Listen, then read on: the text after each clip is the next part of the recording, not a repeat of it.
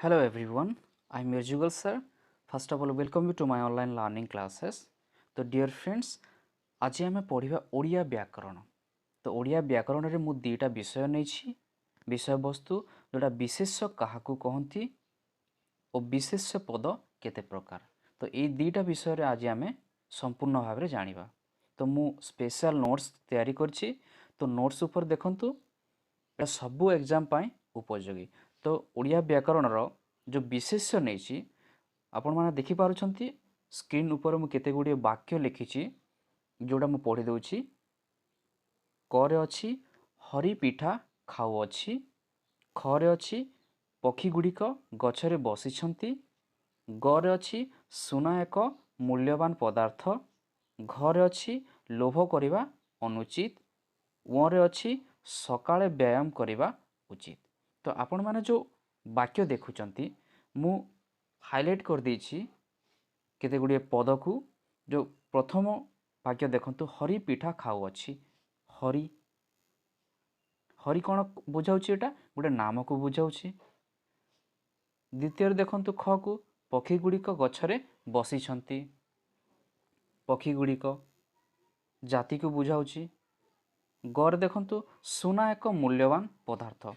सुना जो पदटा गोटे वस्तु को बुझाऊछि।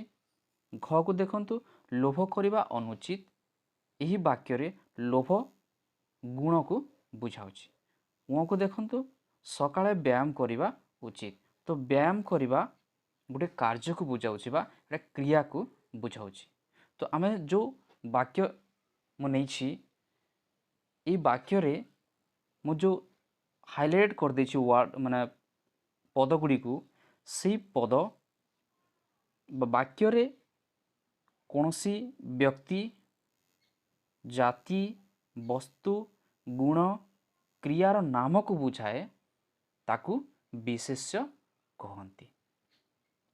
तो मन रखंतु आउ थरे मु कहि दउछि जे कौनसी पद, हरि गुटे पद, पक्षी गुड़िक गुटे पद, सुना गुटे पद, लोभ गुटे पद, व्यायाम करबा गुटे पद। वाक्य रे कौनसी पद जदि नाम, जाति, वस्तु, गुण, क्रिया को नाम को बुझाई थाए ताकू विशेष्य कहती। तो बुझी पारले आपण माने विशेष्य क्या कहती? जे जो पद कौनसी व्यक्ति जोड़ा नाम हो पारे, जाति, वस्तु, गुण और क्रियार नाम को बुझाई थाए ताहेले आमे ताकू विशेष्य पद कहिबा। ओके, तार संज्ञा मु लिखि देछि देखंतु एठी। तो विशेष्य केते प्रकार? ओके, विशेष्य केते प्रकार? तो विशेष्य होची 5 प्रकार। मन रखंतु विशेष्य केते प्रकार? विशेष्य होची 5 प्रकार। गोटे कोन नाम बा व्यक्तिवाचक विशेष्य, द्वितीय होची जातिवाचक विशेष्य, तृतीय होची गुणवाचक विशेष्य, चतुर्थ होची वस्तुवाचक विशेष्य, पंचमटी होची क्रियावाचक विशेष्य। तो आमे प्रथम देखिबा नाम बा व्यक्तिवाचक विशेष काहाकू कहंती। तो देखंतु एठी उदाहरण नैछि मु। कर अछि कविता गीत गाउअछि, खरे अछि गंगा नदी एक पवित्र नदी अटे, इंडिया आमर देश, घर अछि बैशाख मासरे टाण खरा हुए। तो एठी कविता प्रथम वाक्य रे, द्वितीय वाक्य रे गंगा नदी, तृतीय वाक्य रे इंडिया, चतुर्थ वाक्य रे बैशाख। तो प्रथम वाक्य रे देखंतु कविता गुटे नाम, गंगा नदी गुटे नदी को बुझाऊछि, इंडिया गुटे देश, बैशाख गुटे मास। ओके, जो वाक्य रे बा जो विशेष्य पद, एटा सब विशेष्य पद सब नाम को बुझेला।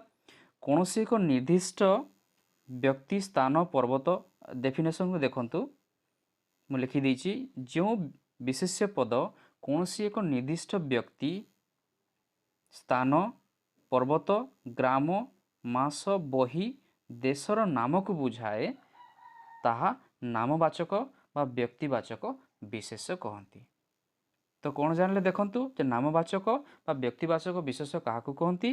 ये उदाहरण देखंतु, उदाहरण देखिए आपण माने जानि पारिबे। ओके, तो कविता, गंगा नदी, इंडिया, बैशाख एटा गोटे नाम को बुझुचे बा विशेष्य पद को बुझुचे। ये विशेष्य पद यदि कौनसी व्यक्ति, स्थान, पर्वत, ग्राम, मास, बही, देशर नाम को बुझाए ताहा नामवाचक बा व्यक्तिवाचक विशेष्य कहती। मन रहा नामवाचक बा व्यक्तिवाचक विशेष क्या कहती। तो द्वितीय देखंतु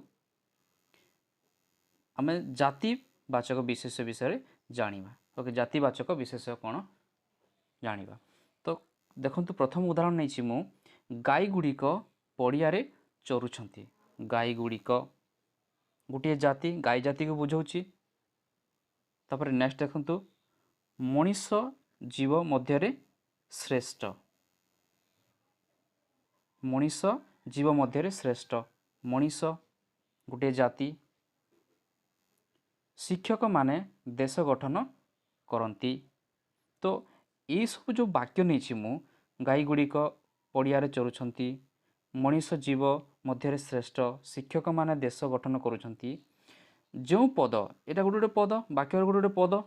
तो जो पद कौनसी एक जाति बा गोष्ठीर नाम को बुझाए ताकू बा ताहा जातिवाचक विशेष अटे। तो मन रहिला तार संज्ञा देखंतु जे जो पद माने देखंतु जे वाक्य रे गाई गुड़िक गोटे पद, मनीष गोटे पद, शिक्षक माने गोटे पद। तो यही पद जदि जो पद कौनसी एक जाति बा गोष्ठीर नाम को बुझाए ताहा जातिवाचक विशेष्य अटे। तो बुझीपारे जातिवाचक विशेष्य क्या कहती।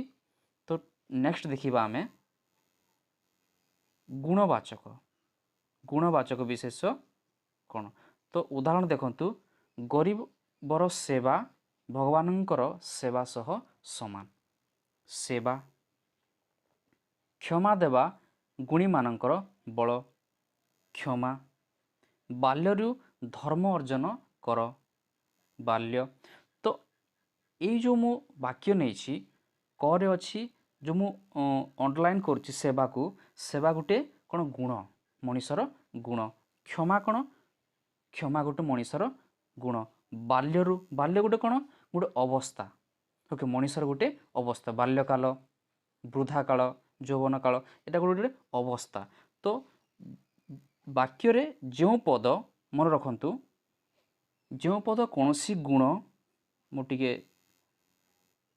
देखंतु, जो पद कौनसी गुण तो अवस्था को बुझाए ताहा गुणवाचक विशेष्य कहती। तो मन रहा गुणवाचक विशेष क्या कह जाए जे वाक्य रे जो पद गुण बा अवस्था को बुझाए ताहा गुणवाचक विशेष्य कहती। तो नेक्स्ट देखंतु।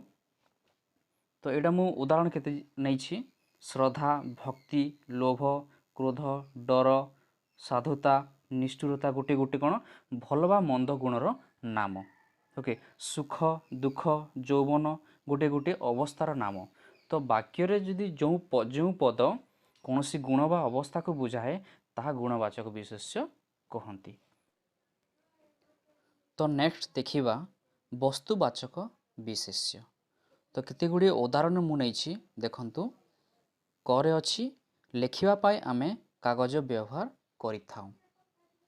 कागज इस पद को अंडरलाइन कर दूची। नेक्स्ट देखंतु सुना एक मूल्यवान वस्तु। सुना अंडरलाइन कर दूची ए पद को। घर अच्छी घरटी माटी रे तैयारी। माटी रे। तो मु जो पद गुड़ा को अंडरलाइन कर देछि से गोटे गोटे वस्तु को बुझाउछि। तो प्रथम वाक्य देखंतु लिखिबा पई आमे कागज व्यवहार करथाउ। कागज गोटे वस्तु। द्वितीय देखंतु सुना एक मूल्यवान वस्तु। सुना गोटे वस्तु। गरे देखंतु घरटी माटी रे तैयारी। माटी रे। तो एटा गोटे गोटे वस्तु। तो तार संज्ञा देखंतु वस्तुवाचक विशेष पई जे वाक्य रे कौनसी पद वस्तु बा पदार्थर नाम को बुझाइले। ओके, वस्तु बा पदार्थर नाम को बुझाइले ताहाकू वस्तुवाचक विशेष्य कहा जाए। तो मन रहिला। किंतु आउ गोटे जिनस मन रखु, वस्तु को भाग भाग कले मध्य अपरिवर्तित रहे। जदि कागज को आम भाग भाग करदे ताहले कागज ही रहिबो। सुना को भाग भाग कले सुना ही रहिबो। माटी को जदि भाग भाग कर दियो ताहले कौन होबो, सेटा माटी ही रहिबो। तो गोटे जिनस मन रखि थांतु, वस्तु को भाग भाग करले मध्य अपरिवर्तित रहे। तो बुझी जाइछंती वस्तुवाचक विशेष्य काहाकू कहंती। तो नेक्स्ट आमे देखिबा क्रियावाचक विशेष्य। तो क्रियावाचक विशेष्य काहाकू कहंती। तो देखंतु मु केते गुडी उदाहरण नैछि। पिता मातांकर कुहा मान। कुहा अंडरलाइन मु कर दउछि। खरे अछि खरारे दौड़िबा उचित नुहे, दौड़िबा। नेक्स्ट देखंतु सोई करी पढ़िबा अनुचित, पढ़िबा। ओके भोजन पर विश्राम निय, भोजन। तो मु जो सबू पद को अंडरलाइन कर देछि सेई पद गुड़िक गोटे गोटे कार्य को बुझाउछि। तो प्रथम वाक्य रे देखंतु पिता मातांकर कुहा मान। कुहा गोटे कोन कार्य को बुझाउछि। खरारे दौड़िबा उचित नुहे गोटे कार्य को बुझाउछि। तृतीय वाक्य देखंतु सोई करी पढ़िबा अनुचित, पढ़िबा गोटे कार्य को बुझाउछि। घरे देखंतु भोजन पर विश्राम निय, भोजन गोटे कार्य को बुझाउछि। तो एथिरो कोन जानिबा जे जो पद बा वाक्य रे जो पद कोनोसी क्रियार नाम को बुझाए, कार्यर नाम बा क्रियार नाम को बुझाए, ताहा क्रियावाचक विशेष्य अटे। एटा होछि तार डेफिनेशन बा संज्ञा। तो मु केते गुडी उदाहरण नेछि, भलो भाव देखंतु।